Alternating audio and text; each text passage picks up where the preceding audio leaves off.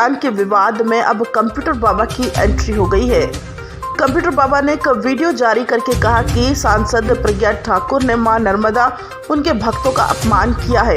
उन्होंने कहा कि उन्हें शायद ज्ञात नहीं कि मां नर्मदा अब अमृत तत्व है, जिसे पाकर मनुष्य पूर्ण तृप्त हो जाता है। मां नर्मदा की पैदल परिक्रमा अत्यंत दुर्लभ तपस्या है। दिग्विजय सिंह ने ऐसी कठोर तपस्या कर माई की परिक्रमा पूर्ण की। यही फर्क है कांग्रेस और भाजपा में। भाजपा के नेता सिर्फ मंच से हिंदू हिंदू चिल्लाते हैं। राजनीति अपनी जगह है, किंतु किसी के विरोध में इतना गिरना भी आप ईश्वर को ही कोसने लग जाएं।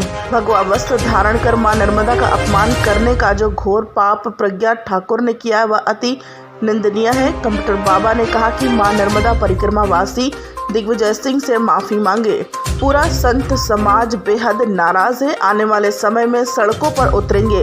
आपको बता दें कि कंप्यूटर बाबा इन दिनों मध्य प्रदेश उपचुनाव में कांग्रेस के समर्थन में प्रचार कर रहे हैं।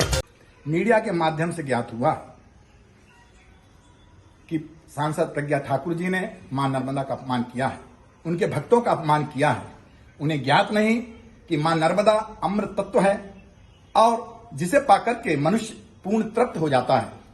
मां नर्मदा की पैदल परिक्रमा दुर्लभ तपस्या है।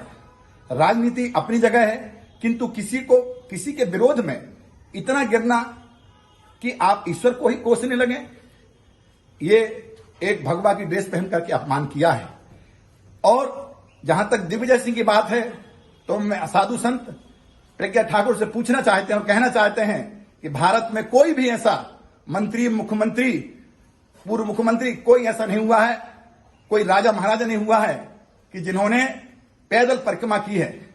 आपने करोड़ों करोड़ों परिक्रमावासी का अपमान किया है। आपने परिक्रमावासी करने के जो साधु संत हैं वो करते हैं, उनका अपमान किया है। मां नर्मदा का अपमान किया है। आपको मालूम नहीं कि मां नर्मदा का दर्शन करने से ही मोक्ष की गति प्राप्त होती है।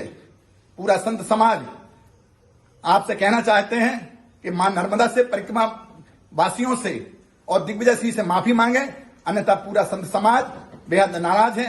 आने वाले समय में सड़कों पर उतरेंगे, क्योंकि मां नर्मदा हमारी मां है।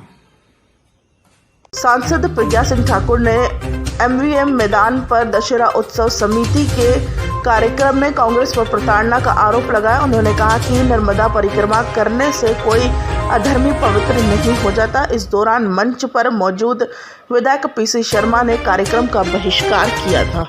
हम पीड़ित दूसरों के पीड़ा से भी होते हैं, इसलिए हम नहीं पूछेंगे। मुझे मालूम है कि वो बीमार हैं, तो इसलिए मानवीयता मत खो, संवेदनाएं नहीं खो।